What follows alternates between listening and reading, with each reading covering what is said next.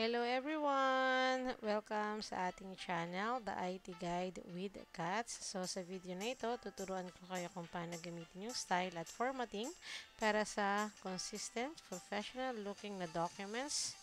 So perfect ito para sa school reports, work documents, at kahit personal projects. Matututunan nyo kung paano mag-apply, mag-edit, at mag-organize ng style para mas mabilis at mas organize ang paggawa ng mga documents. So, bakit ba importante yung consistency? Kasi nakaka-impress ito sa mga reader. Mas organized tingnan at nakakatulong sa pagbibigay diin sa mga importanteng part. Plus, mas mabilis mag-update ng buong documents kung tama yung gamit mong style kesa sa manual formatting. Ano nga ba yung style? Okay, ito yung isang preset na set ng formatting na pwede mo i-apply sa text or paragraph. Kasama dito yung font, size, kulay, alignment, spacing at iba pa. Sa halip na manual format ang gagamitin ng style para uniform ang tsura ng buong document. So, meron tayong iba't ibang klase ng style. Ang default style ng Word ay normal. Ito yung para sa body ng text. And then yung heading 1, heading 2, at heading 3. Ito naman yung para sa title and subheading. Title and subtitle para sa documents title. And then yung quote caption. Ito yung para sa special formatting. Meron din tayong option dito na gumawa ng sariling custom style. So, paano ba ina-apply yung mga style? Madali lang.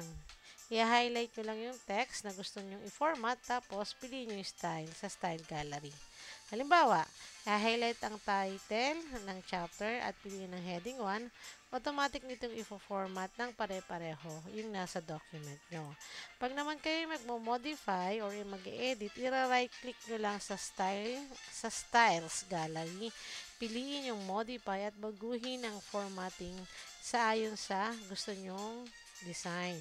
Kapag na-save na, maapektuhan nito lahat ng text na ginagamit nyo. So, yung namang using the style pane para mas detailed na control, bubuksan nyo lang yun at makikita nyo lahat ng style na pwede nyong gamitin. Pwedeng gumawa ng bago or iusin ng mga existing style, malaking tulong. Kasi, especially pag mahaba yung document nyo, pag ginamit nyo yung style pane. So, ano ba yung mga benefits ng using style? Pare-pareho ang itsura ng buong document. Yan ang number 1. Second is, mas madaling gumawa ng mga table of contents dahil naka-structured na ang inyong paper. Kapag kailangan baguhin, isang click lang ang kailangan para mag-update ng lahat. And then, lastly, syempre, magiging professional at organized look ang inyong document.